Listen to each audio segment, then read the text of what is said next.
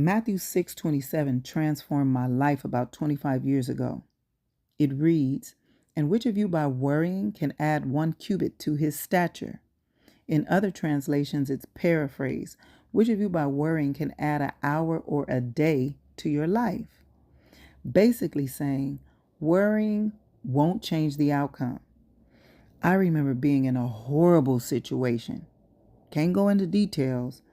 And it was the first time that I can recall in the moment fearing what would happen to me. I feared for my life. I remember feeling paralyzed with fear as if my life would be over any second. I closed my eyes in the shower, braced myself because it almost felt like my heartbeat was in my mouth. Tears started rolling down my face, and I stood there frozen in despair and feeling completely helpless. And nothing happened. So I decided right then and there I would breathe, take one moment at a time, and that I wouldn't waste another moment worrying about hypotheticals because it was too overwhelming.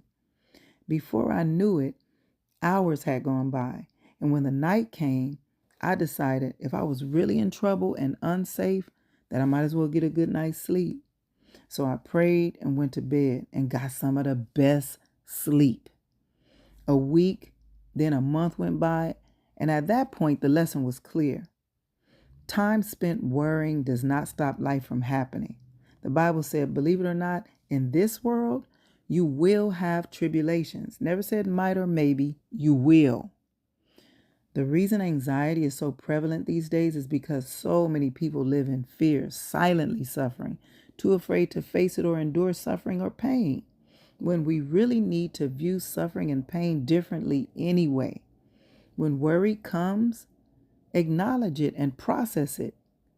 Is there another way to see the situation? Are there any other options? What would be the ideal solution? How bad can it be or get?